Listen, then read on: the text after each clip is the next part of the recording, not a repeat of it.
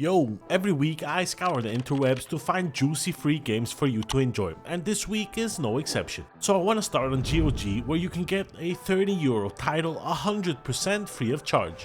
Shadows Awakening is a unique isometric single-player RPG with real-time tactical combat. You embark on an epic adventure with challenging gameplay, a gripping storyline, and enchanting graphics. Shadow Awakening has been out since 2018 and maintains a mostly positive review on Steam. It's not bad for an isometric hack and slash. Your initial impressions of Shadows Awakening is likely to be formed by your opinion on whether it's too much like Diablo or not enough like Diablo. Yes, this is an isometric third-person fantasy dungeon crawling ARPG clickfest. Unlike Diablo, however, the emphasis here is not on loot loop of killing enemies to get better gear to allow you to kill better enemies and so on and so forth. Shadow Awakening tries to differentiate itself by being the only party-based Diablo-esque RPG. You can claim the game by using the link in the description. You might have to give GOG your email and they will most likely nuke that bad boy into the stratosphere with annoying marketing emails, but it's a small price to pay. But keep in mind, with GOG, the keys offered are usually limited, so hurry on over to the site if you want to claim Shadows Awakening. Next, we take a quick look at Black Desert Online, which is giving away keys to anyone who wants to experience the pay-to-win universe of Black Desert. Now, I'm not saying that this game is a play-to-win, but you can pretty much equip your wallet as your main weapon and bitch slap all the poor people around. I have absolutely no time for an MMO, so I have no idea how good or bad Black Desert Online is. From what I can see, it's heavy grinding and stupid RNG sprinkled with plenty of opportunities to pay to win. I will leave a link in the description if you want to try it out. And by the way, if you want to stay up to date on free games and get them served to you in this quick and quirky setting, then do us both a favor and smash the subscribe button and like the video if you want to be extra nice. It really helps warm my ice cold heart. Oh, and as always, links to all of the games mentioned in this video are in the description and they take you straight to the deal, so no googling required. Let's take a quick jump to Steam, where you can get your hands on Screwdrivers, which is an interesting name for a racing game. This bad boy is all about crazy physics and high-speed races. Craft vehicles cleverly by combining building blocks and mechanical parts to create powerful drivetrains. Here you will unlock new parts, race for the gold and challenge your friends in multiplayer if you're lucky enough to have any of those. Playing the game gave me a real Lego Technic feeling. I can almost say it feels like my childhood all over again. So if you're into chill racing games with a sprinkle of building and customizations, oh my boy, you are in for a treat. Next, we take a quick look at Outroad Fury, where you have to fight demonic hordes and drive your van in search of weapons and resources to destroy the gates of hell, all in this metal atmosphere. You can choose between various weapons like sledgehammers, guitars, and even traffic cones. Diana is spoiled for choice when it comes to smashing demons, and it's always a plus. A roguelike beat-em-up indie game sitting in with positive reviews and 100% free to claim.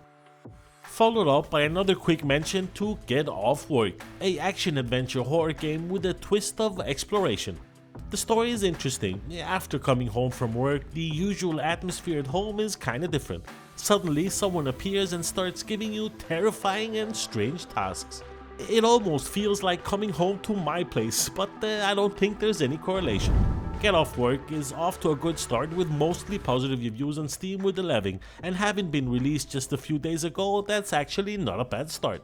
And with the mention of Get Off Work, this really brings the Steam free games this week to an end. There are a few others, but they're not really worth the space on your hard drive, not to mention the shit ton of banana clones that are out for some weird reason.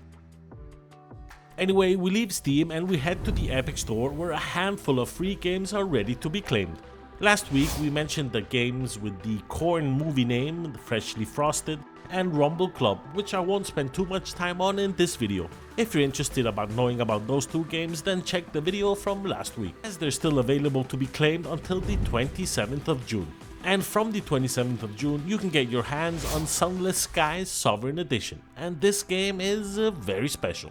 This game occupies a very specific niche, and you're probably not going to enjoy it unless you don't have any issues with lots and lots of reading, slow, almost tedious progression, throwbacks, and exploration that takes so much time you didn't even know what happened. It kinda sounds tedious to me, but some of you weirdos are really gonna enjoy it, and for that you are off for a treat. By the way, I created a Discord channel some time back for you beautiful people, where I throw up any deals that I find throughout the week, and we use it to chit chat here and there. If you wanna come and hang out with me, there's a link in the description, and I'll see you in there. Last but not least, a game that has made its return from death. Gigantic Rampage Edition.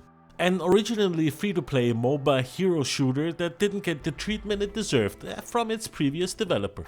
Despite its relative short lifespan, I think it was only online for a year or so if I remember correctly, the game amassed a decent fanbase. I still blame Perfect World for its demise. It's like they weren't even trying to make this project a success. What a shame.